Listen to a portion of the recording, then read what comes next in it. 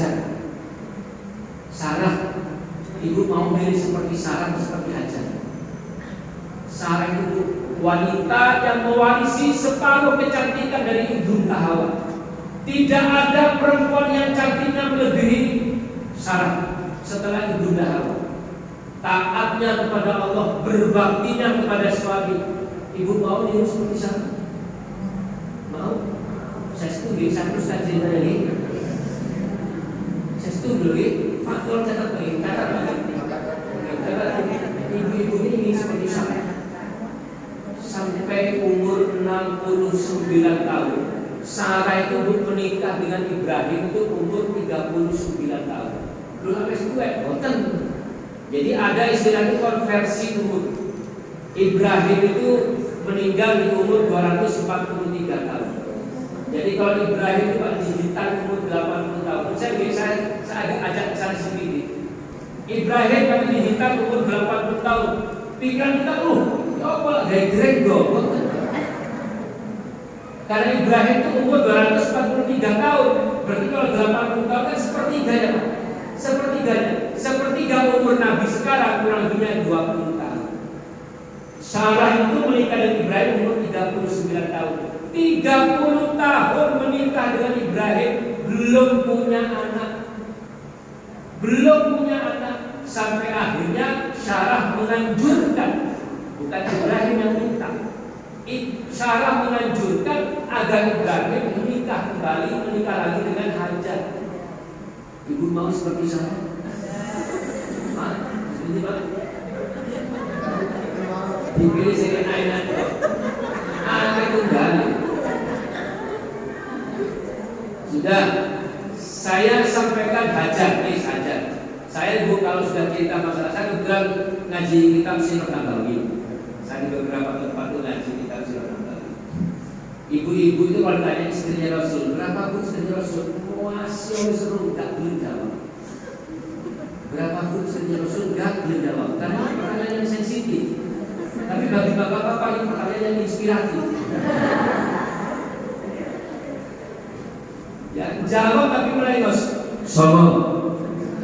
Mana sih ngomong 11 di dua itu tapi dalam darurat magang. Sudah. Hajar ini Bapak Ibu setelah melahirkan Ismail itu kan oleh Allah diutus Ibrahim untuk memisahkan. Yang Ibrahim dengan Sarah tinggal di Palestina, yang Hajar dengan Ismail dipindah ke mana? Ke Mekah. Jaraknya 1560 km. Jarak Palestina ke Mekah. Belum ada Garuda, belum ada Lion, Citylink, apalagi Wirawiri. Belum ada itu semua. Ya, 1 bulan perjalanan ditaruhlah ini Hajar Ismail Pak di Mekah. Dari mana kita tahu?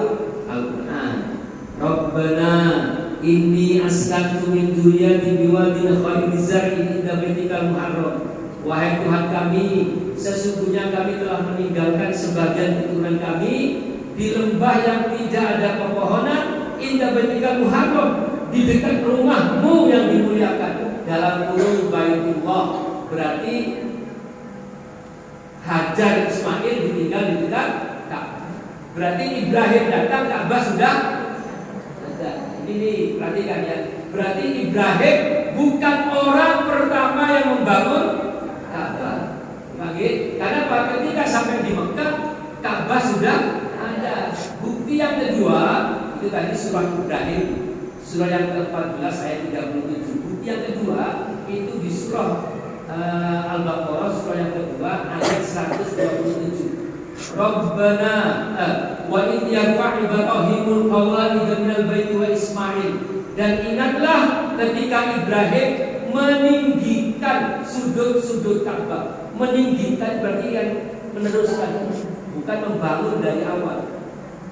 Itu bukti bahwa Ibrahim bukanlah orang pertama yang bangun Ka'bah. Sudah, bukan itu yang ingin saya sampaikan.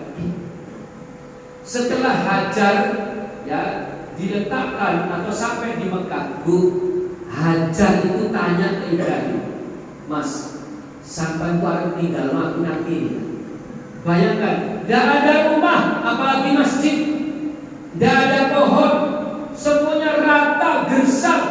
Hanya mungkin Ibrahim itu menancapkan kayu dikasih seperti kulit unta sebagai apa? Payung lah.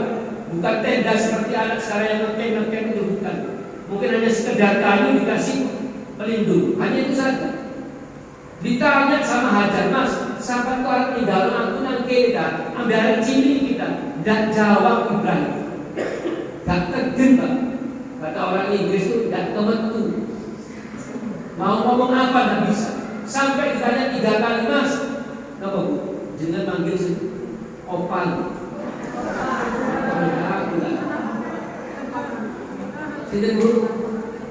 Dia. Sini Bu. Dengan dipanggil sama bapak, sok apa? Beb. Luar biasa. Sekali malam makan nasi beb.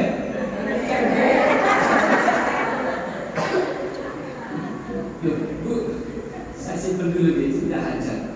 Ada orang perempuan dengan ceramah. Cerita bahwa Nabi itu kalau manggil istrinya itu dengan bahasa yang indah. Bapak Ibu, ya Umairah, wahai istriku yang pipinya kemerah-merahan, bilang, pulang ngaji, bilang sama suaminya, ya aku lihat dulu Rasul itu yang nyelur bojo itu romantis. Apa deh? Ya Umairah, artinya apa deh? Wahai istriku yang pipinya kemerah, buat sampai nyelur aku bakul, ya tapi maksudnya niru Rasul. Mulai saya ini itu tak turuti. Mulai saya ini kalau tak celup dengan bahasa yang indah. Ya habatus sauda. Sewenang ini istrinya senang karena apa? Pakai bahasa Arab. Ya Allah, alhamdulillah. Nurut terjadi itu romantis kan Nabi. Cerita ke bapak yang berarti bapak tuanya yang suami. Ya Pak, aku saya ini bodohku dicelup dengan romantis. Oh bodoh, ya habatus sauda. Masa Allah do, ikut cinta ireng.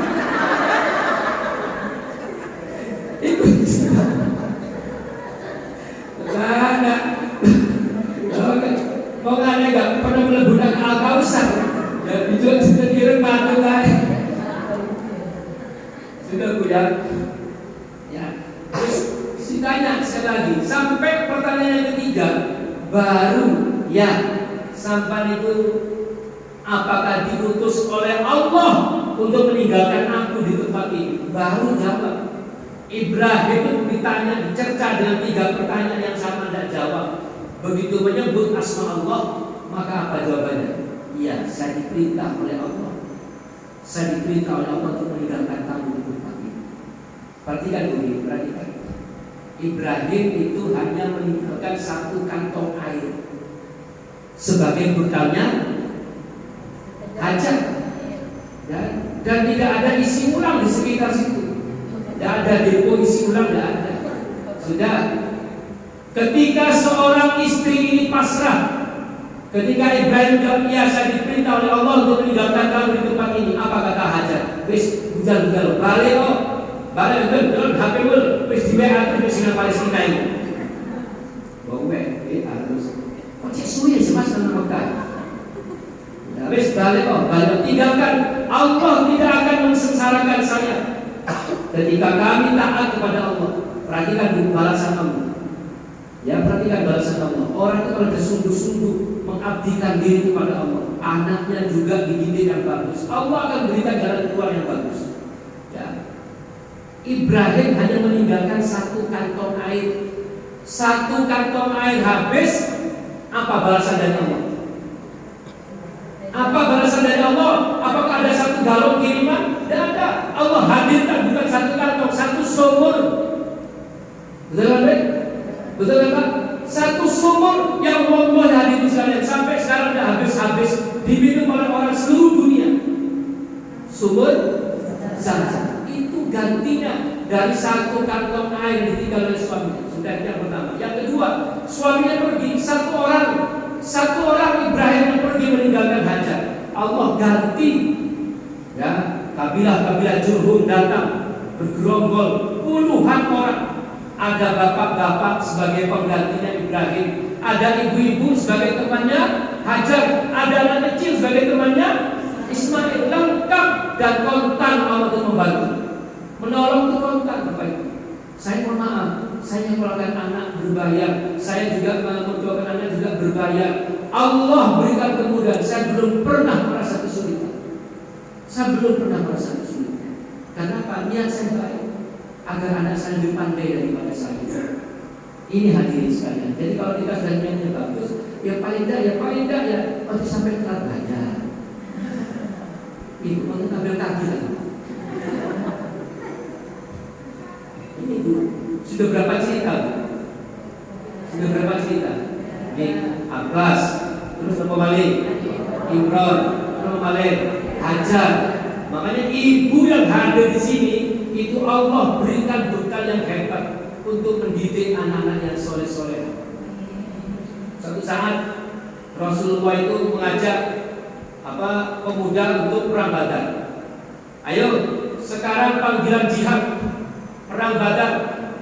Silakan semua ambil senjatanya, bawa ininya, bawa pedangnya, bawa perisainya. Ya, yang bawa pedang, bawa tombak dan sebagainya. Ayo kita perang semuanya. Kalau mati syahid, kata Rasulullah, kalau mati syahid, maka kamu akan masuk surga tanpa dihisab. Pemuda datang banyak. Ada ibu-ibu yang menemui Rasulullah. Rupanya ini wali murid atau Ustaz. Tanya ke Rasulullah, kenapa kok hanya bapak-bapak? Kenapa kok hanya pemuda yang kau panggil ya Rasul? Kami ibu-ibu ingin mati syahid juga, ingin mati dan masuk surga tanpa dihisab. Apa kata Rasulullah? Didiklah anakmu dengan baik sampai jadi anak yang soleh dan solehah, dan pahalamu melebihi jihad fisabilillah. Orang-orang yang datang ke medan perang ini, kata Rasulullah, orang-orang datang ke medan perang ini, pemuda-pemuda yang rela mati demi Islam, itu karena hasil didikan ibu yang baik. Betul kan Bu? Betul kan Bu? Kalau mereka tidak dididik oleh seorang ibu yang baik, mereka untuk apa rela mati di medan perang? Dididik sama orang tuanya. Nah, belajar, sholat, ngaji. Kalau ada panggilan jihad, berangkatlah demi tanah airmu, demi Islammu. Kalau kamu mati syahid, kamu akan bertemu dengan ibu di surga. Dididik, didrill sama orang tuanya. Itu hasil didikan ibu dan baik. Jadi orang-orang yang pergi ke medan perang itu pun juga hasil dari didikan seorang ibu yang baik. Kalau sudah panggilan Allah, semuanya selesai. Saya ulangi Bu, kalau panggilan Allah semuanya selesai. Cerita yang terakhir. Saya cerita saja, kok yang ngomong diri tidak benar. Ada seorang sahabat Rasul bernama Zaid. Ceritanya agak romantis. Ya. Karena ini ibu-ibu ini kan bisa lihat kebanyakan di bawah 40 tahun. Ceritanya romantis. Zaid ini sampai umur 35 tahun itu belum menikah.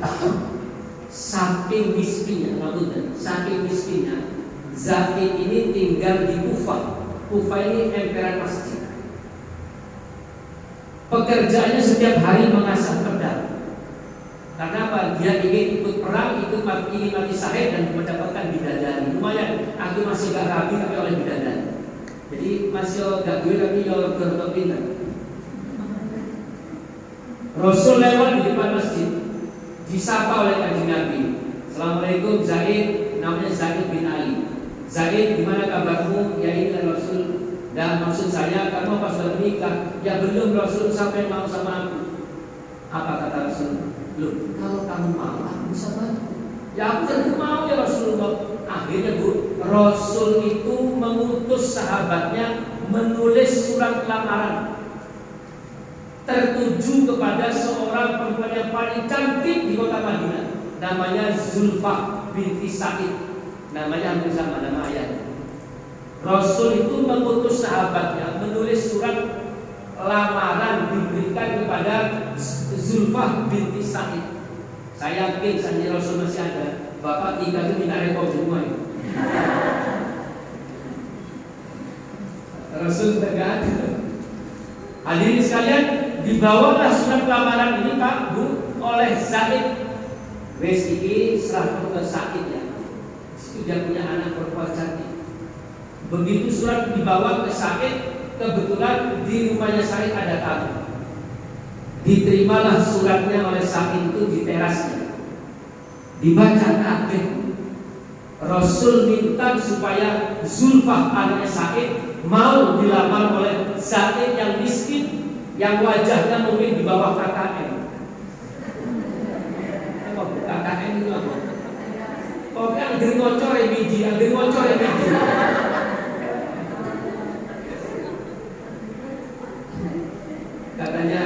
Katanya tukul itu ketika lahir tidak nangis.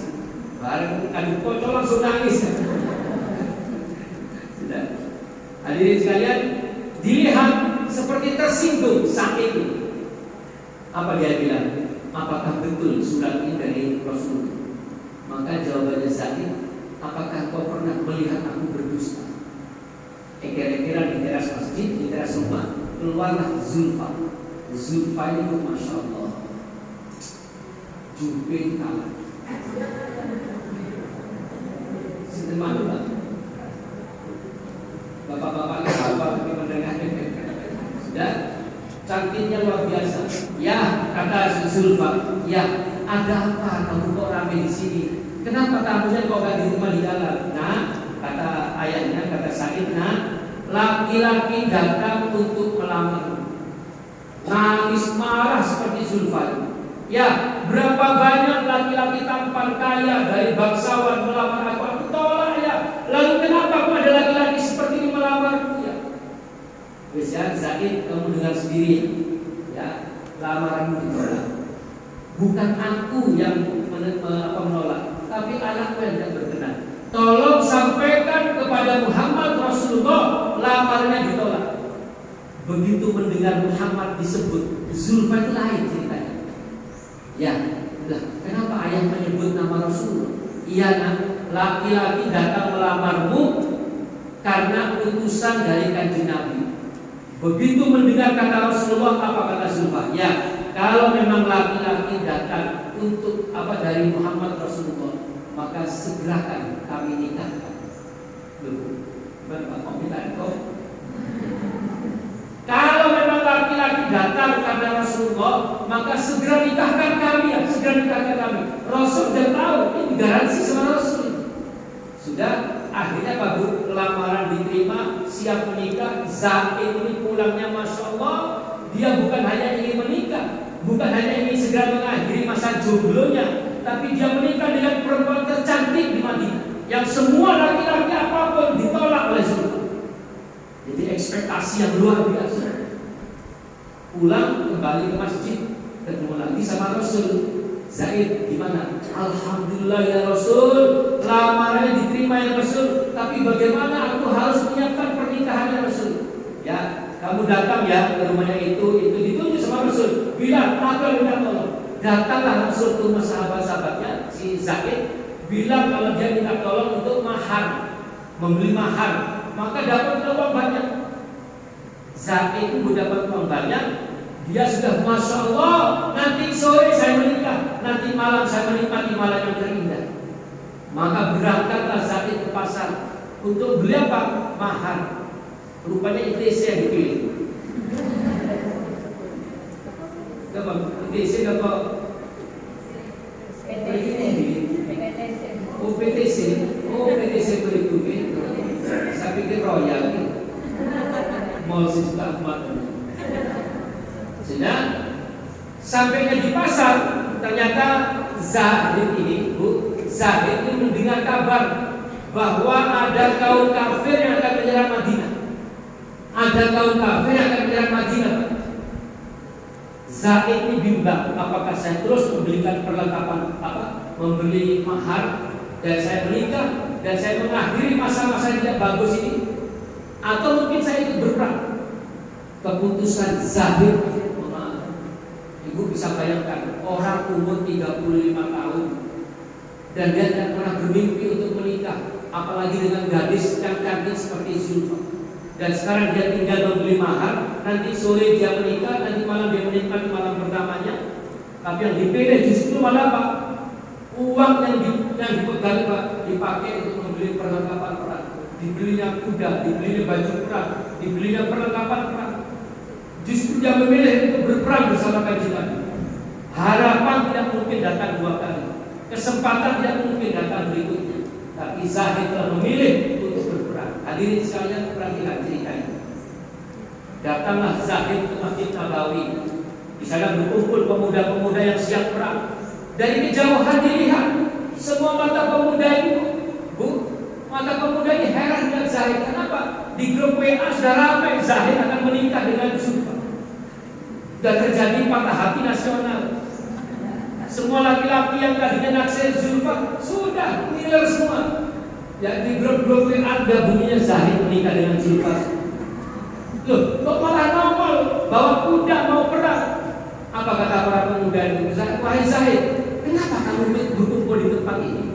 Bukankah nanti sore kamu akan menikah dan malamnya kamu akan menikmati malam yang terindah? Hadirin sekalian, inilah pilihan. Jenengan juga sedang memilih Bapak Ibu. Wallahi, hidup ini adalah pilihan. Jenengan sedang memilih mau dikemanakan anak kita. Tapi saran saya, kalau sudah disebut nama Allah, disebut nama baginda Rasulullah, selesai semua urusan. Dan Allah akan membimbing kita, tidak akan menghinakan kita. Apa kata Rasul, kata Zahid? Ya, saya tahu saya punya masalah dan saya akan menyelesaikan masalah nanti sore dan malam. Saya akan menikmati malam yang terindah dalam hidup saya. Tapi saya telah memilih untuk bersama dengan Al-Mustafa Muhammad Rasul ikut berperang. Kesempatan ini tidak ditinggalkan oleh Zahid. Dia berperang, diceritakan dalam perang itu dia berhasil membunuh banyak orang kafir. Tapi akhirnya dia terbunuh sebagai syahid. Setelah selesai perang, perhatikan begini, yang namanya Zahid itu dipangku sama Kanjeng Nabi, ditaruh di atas pahanya. Apa kata Rasulullah? Seharusnya pemuda ini di malam menikmati malam terindah, tapi justru dia memilih berperang bersama kita. Dan Rasul itu menoleh ke kiri sambil tersenyum. Ditanya oleh sahabat-sahabatnya, ya Rasulullah, mengapa kau menoleh ke kiri dan tersenyum ya Rasulullah? Aku melihat banyak bidadari berebut mengangkat Zahid. Aku melihat banyak bidadari turun berebut mengangkat Zahid. Dan salah satu dari bidadari tersingkap dan tampak betisnya dan malu melihat. Rasul itu malu Pak melihat betis dan bidadari. Nah kalau kita kan langsung ambil kamera, langsung ambil foto kita kesempatan. Hadirin sekalian, mendengar cerita ini, Zulfa yang mau menikah itu langsung datang ke tempat lokasi kejadian. Dilihat Zahid meninggal sebagai syahid. Perhatikan apa kata Zulfa. Hari ini aku izinkan bidadari membawa, tapi kelak di surga aku akan mencari suatu pengantin. Dan kata-kata terakhir terserah saya. Ini hadirin sekalian. Jadi sekali lagi intinya, jenengan ini dengan saya sama-sama orang tua, sama-sama punya pilihan. Monggo, mau dipilihkan kemana putra putri kita. Kalau saya, karena ini bukan anak, hanya anak, tapi tetap pilih Allah. Dan Allah juga yang mengatur rezeki saya. Saya pilihkan yang terbaik, apapun yang terbaik untuk anak saya. Dan insya Allah kalau anak itu akan melihat riwayat pendidikan yang diberikan oleh orang tuanya, dan dia akan berterima kasih kepada kita. Betul Bu? Sudah 57 menit. Monggo yang mau bertanya saya persilakan.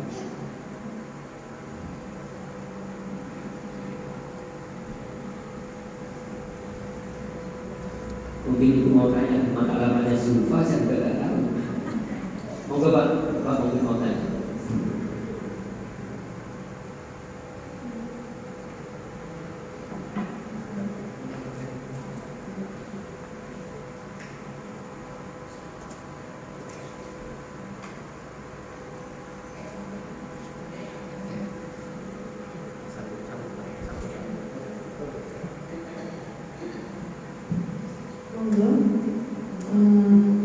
Ibu, barangkali ada yang mau bertanya ke Ustaznya. Monggo pada nomor-nomor.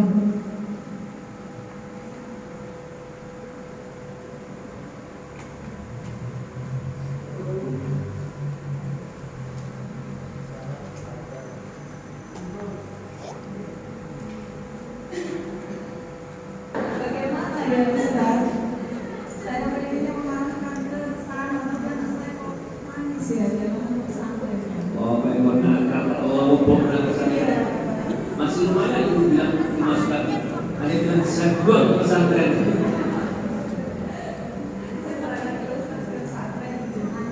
Bagaimana cara mengarahkan yang benar ya? Saya mau mengarahkan. Jadi saya pun juga sama, hampir sama.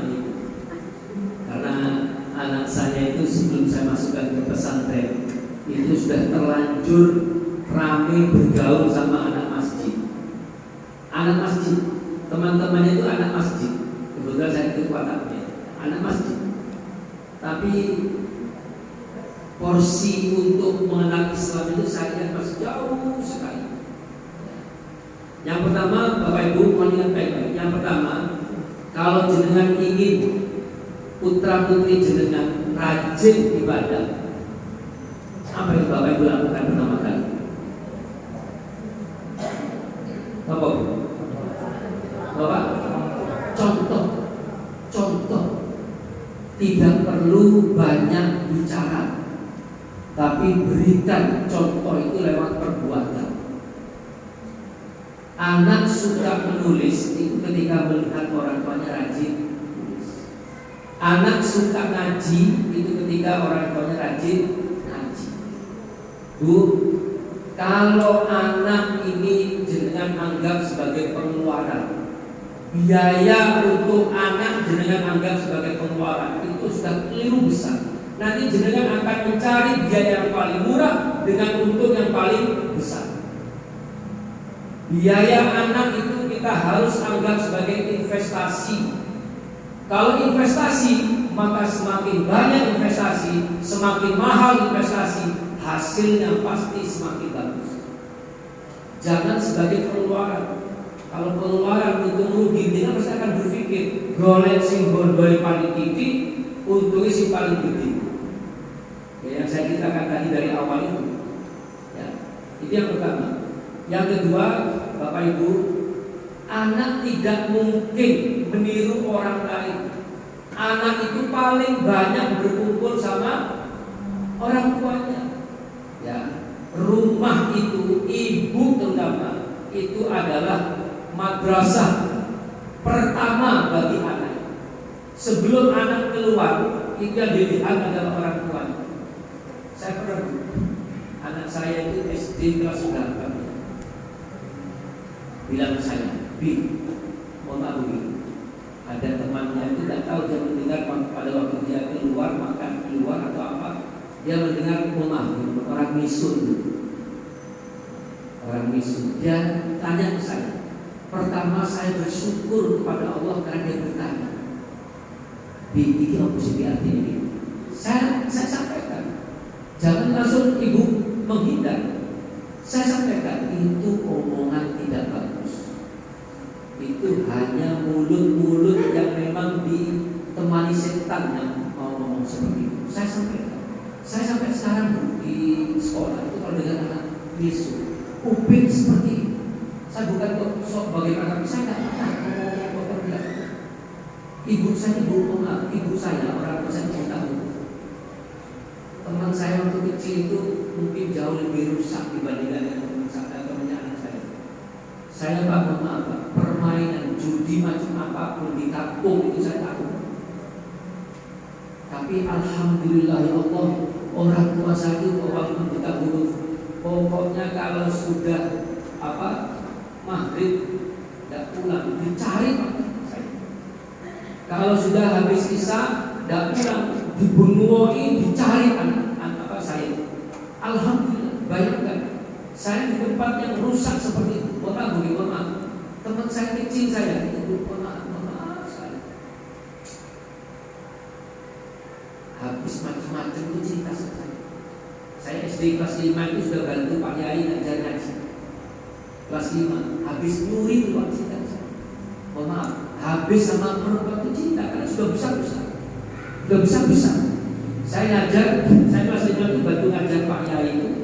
Itu anak-anak yang ingin pulang duluan Pak, itu mesti ke saya. Kalau sama Pak Yai kan masih antri, tapi kalau dengan saya selesai langsung pulang.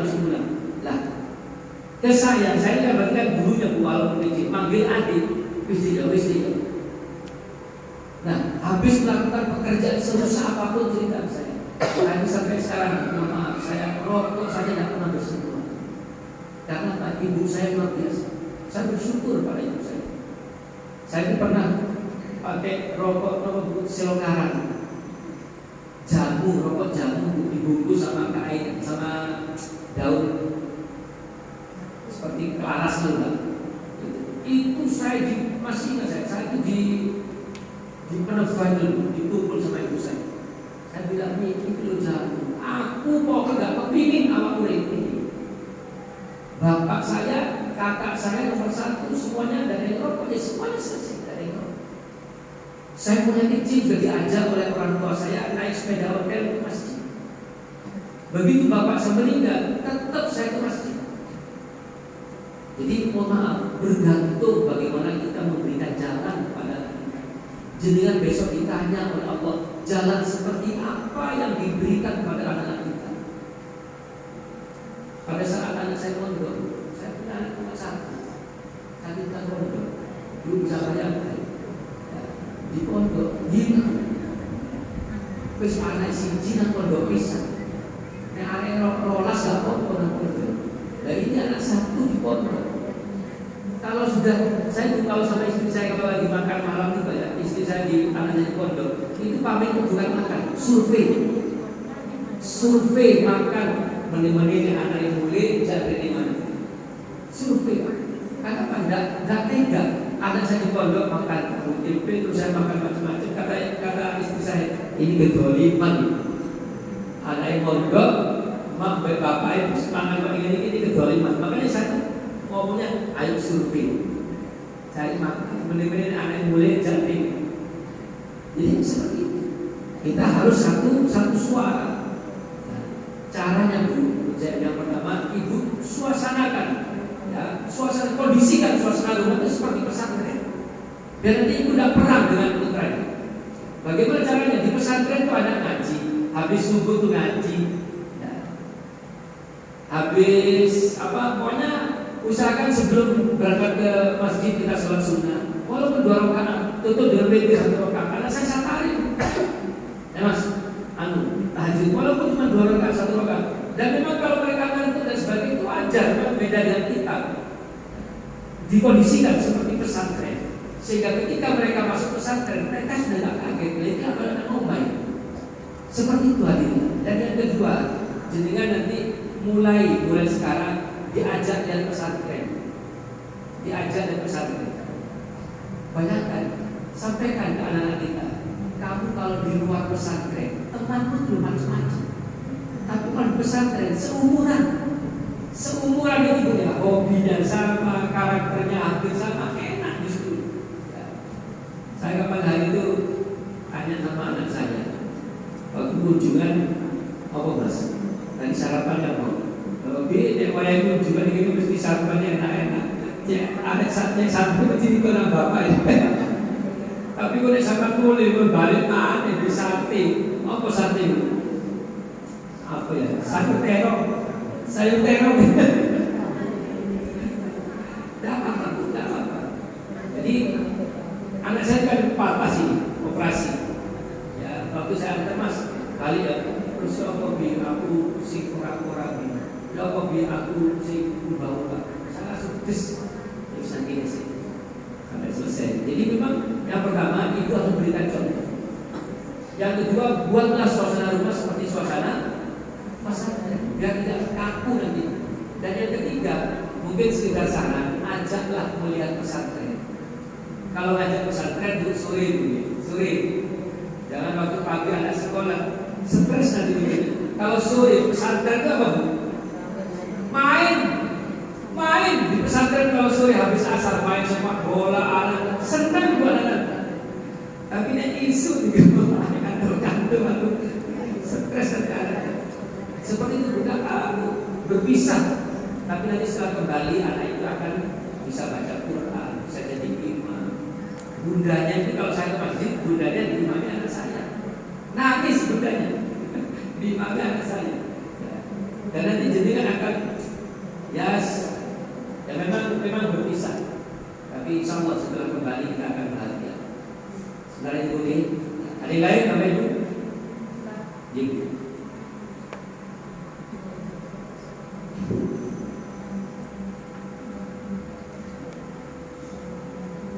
Assalamualaikum warahmatullahi Waalaikumsalam.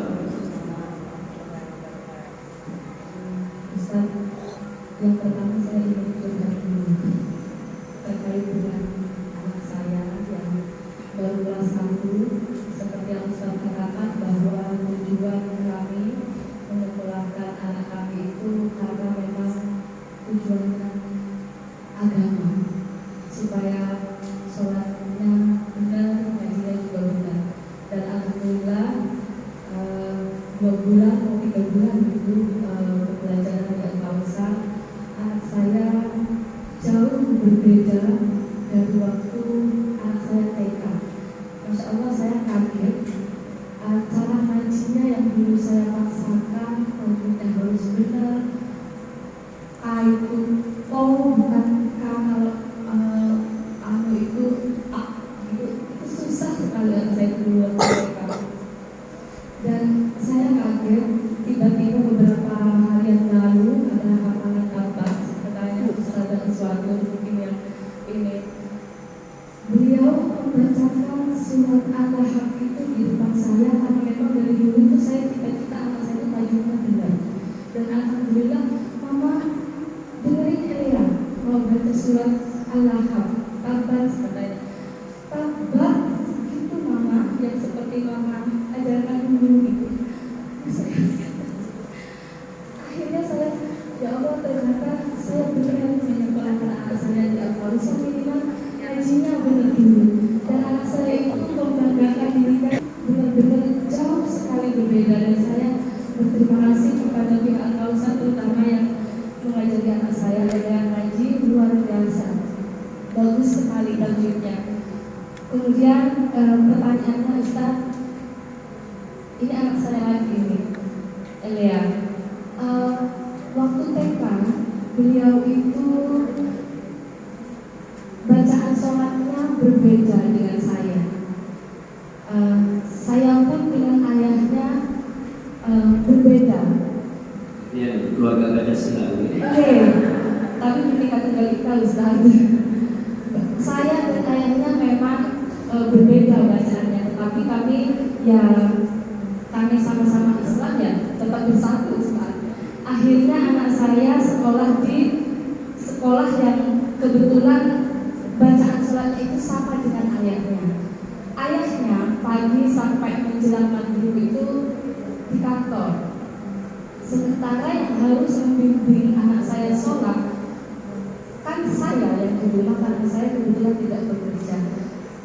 Nah, anak saya sudah hafal yang bacaan yang seperti ayahnya, sementara saya kebingungan. Akhirnya anak saya tuntut untuk meniru bacaan yang seperti saya pakai. Akhirnya Ella itu kebingungan. Alamat ayat punya tabrakan. Mama, aku di sekolah di TK diajari begini loh, pakai ini aja loh Mama. Kamu nggak bisa, nah itu ayah yang bisa. Sedangkan ayah bekerja, malam baru pulang. Masa ayah kan paling harus belajar sama ayah sampai biar mama saja. Maka tidak mau, akhirnya saya pelan-pelanin. Memang sholatnya memang tabel merah tadi Bu, bolong-bolong, tidak tertib. Jadi Ustaz, tabel tadi itu tabel sholat Al-Kautsar. Memang tidak teratur sholatnya. Dan saya pun punya anak kecil, memang tidak baik. Terbantu ngajinya oleh Ustaz-Ustazah, alhamdulillah. Saya agak kesusahan karena anak saya ini dari bacaan ini saya belokkan. Memang semuanya tidak semuanya berbeda, tetapi ya lumayan banyak perbedaannya. Akhirnya dia harus mengulang. Nah, ini bagaimana Ustaz? Tegur saya kalau saya salah, kalau dinasihati, bagaimana saya harus bersikap terhadap anak saya. Terima kasih. Wassalamualaikum warahmatullahi wabarakatuh. Waalaikumsalam. Yang pertama, Bapak Ibu, kita harus memahami adanya perbedaan di masyarakat. Perbedaan, saya pengurus Muhammadiyah, tapi saya tidak biasa bicara masalah khilafiyah. Saya tahu perbedaan-perbedaan Saya ini hafal mana yang berpotensi berbeda itu saya tahu. Ibu takbir saja itu sudah banyak macamnya. Ada yang begini, ada yang begini, ada yang begini. Naruh tangan ada, saja ada yang berbeda, ada yang begini, ada yang muter dulu sampai muter 200 kali. Rukuk pun juga banyak, ada yang sampai berlutut, ada yang di sini kakinya, macam-macam. Selama itu bukan hal yang urgen, yang pokok, yang rukun. Rukun sholat itu apa? Apa rukun sholat? Apa yang harus dilakukan di sholat yang ditinggal akhirnya batal sholat? Termasuk Al-Fatihah kan? Selama itu sama, mohon jangan dipermasalahkan. Mungkin kalau mau dipermasalahkan pelan-pelan, jangan sampai menimbulkan perpecahan. Di tempat saya di sesi ketiga itu saya ajari anak-anak itu berdoa, zikir setelah sholat. Sama guru agamanya diganti. Saya dipanas-panasi sama teman-teman, Pak Alfi, kok sama jatuh Pak Alfi diganti? Itu kan di luar sholat. Yang penting dari takbir sampai salam tidak diganti. Kalau masalah sebelumnya sesudahnya itu kan bukan bagian dari sholat. Saya tidak ingin dari tabrakan hanya masalah seperti itu. Satu. Yang kedua, Bu, dari sekolahnya kan ada panduannya, bisa ada bukunya. Ya artinya kan bacaan apa yang harus dibaca itu kan mesti ada. Ikuti saja itu, ikuti itu saja. Karena apa? Nanti anak akan dinilai sama gurunya pakai itu, ya, pakai itu. Saya bilang ke anak saya, kebetulan anak saya memang sama. Mohon maaf, saya pengurus Muhammadiyah. Anak saya sekolah di Muhammadiyah SD-nya itu masih berbeda. Gurunya mengajarkan doa makan. Allahumma barik lana fima razaqtana wa qina adzabannar. Saya bilang, hadis yang sahih untuk membaca doa makan itu hanya bismillah. Tapi nanti kalau kamu ulangan, kamu jawab Allahumma barik. Betul tak Pak? Saya sampaikan hadis sahih membaca doa mau makan itu hanya sepenggal kata bismillah. Tapi nanti kalau kamu ulangan, kamu jawab Allahumma barik. Seperti itu. Begitu adzan maghrib, ketika mancing buka puasa, apa doanya? Allahumma laka syukur dan sebagainya. Kalau ulangan kamu jawab itu. Tapi doa yang sahih itu ini saya sampaikan. Jadi biar anak tidak tabrakan sama sekolahnya, tidak tabrakan sama ayahnya, tidak tabrakan sama neneknya. Jadi kita ajari anak itu benar tapi punya toleransi. Jadi kan masih di sini, nanti keluar sedikit tambah banyak perbedaan. Saya ini ngaji di Masjid NU itu ada kalau 5. Di Masjid NU betul. Saya pilih untuk satu tidak imami. Karena pas saya khawatir berbeda. Selama dari takbir sampai salam tidak berbeda, saya ikut.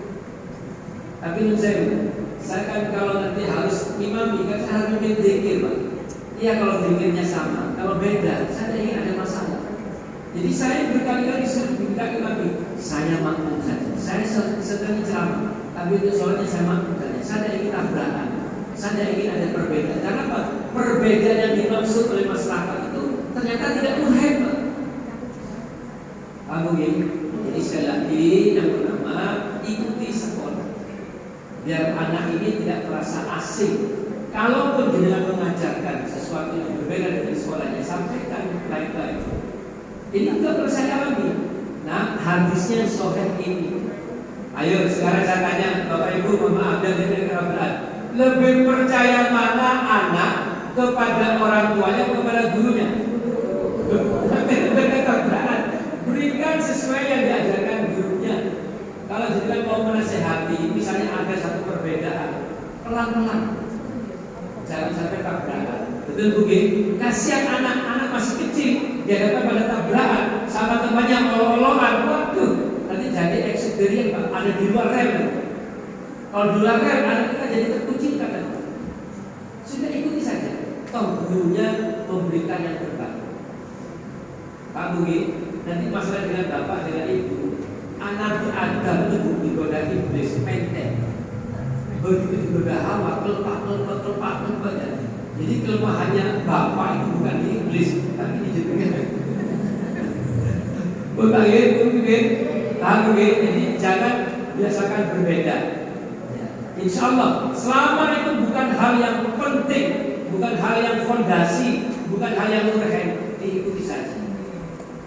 Kalau ibu mau menyampaikan yang beda, pelan-pelan, jangan sampai anak ini menjadi konfrontatif, akhirnya mereka nanti belajar kata, jangan. Makan Bugi, ada yang lain? Cekal? Sampun Bugi? Sampun. Makan Bapak Ibu, mari kita bermohon pada Allah, mudah-mudahan doa kita diijabah. Sebelum berdoa, saya sampaikan cerita penutup. Tadi kan cerita terakhir. Saatnya sama Sulfa tadi kan cerita terakhir. Ini cerita penutup. Beda begitu. Nabi Musa itu bertemu dengan seorang perempuan. Perempuan ini sudah lama menikah tapi belum nikah. Terus perempuan itu ngomong ke Nabi Musa, ya Nabi, bukankah engkau seorang Nabi? Aku ini sudah lama menikah tapi belum punya anak. Bantulah aku berdoa kepada Allah. Bukankah kau lebih dekat kepada Allah? Akhirnya Nabi Musa ini, saya persingkat cerita begitu. Kalau diperpanjang sampai jam 11 malam. Nabi Musa mengangkat tangan bermohon kepada Allah. Allah langsung menjawab, jangan lagi kamu mendoakan perempuan itu, karena dia sudah mentakdirkan tidak punya keturunan. Bukan ekstrim. Jangan lagi kamu berdoa untuk perempuan itu, karena dia sudah mentakdirkan tidak punya keturunan. Disampaikanlah kepada perempuan ibu, saya bantu ibu berdoa, tapi Allah menjawab ibu tidak punya keturunan. Pulanglah, berpisah, pulanglah perempuan itu. Selang berapa waktu ketemu lagi.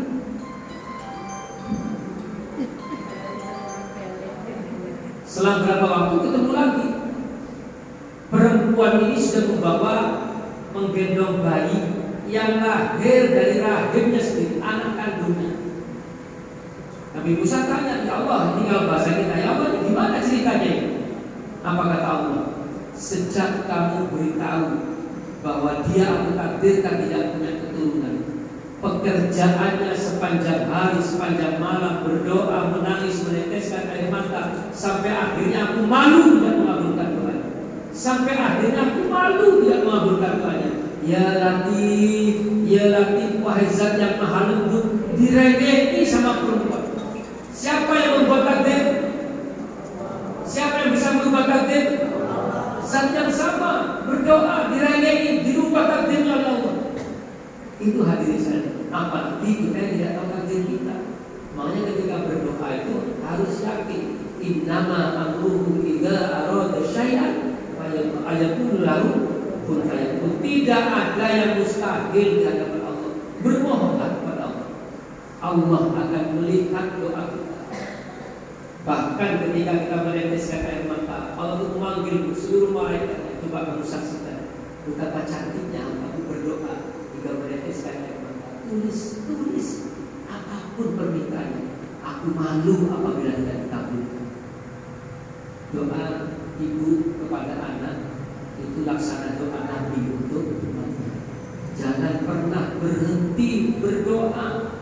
Kita tidak tahu doa mana yang dikabulkan oleh Allah. Saya ibu punya teman, Bu Mama Bu, cerita ke saya, nangis ke saya, Ustadz balik. Aku nek mulai, aku nek budal subuh lagi. Apa sampai anakku teler, anakku delosor tuh nang kok. Paling Ustaz tuturi sampai entek nasihat. Apa jawaban saya? Doakan Ustaz, jangan pernah berhenti mendoakan. Orang tuanya meninggal, ya Ustaz. Anak yang teler tadi jadi Ustaz. Dan saya sebut karena tidak sudah di sini.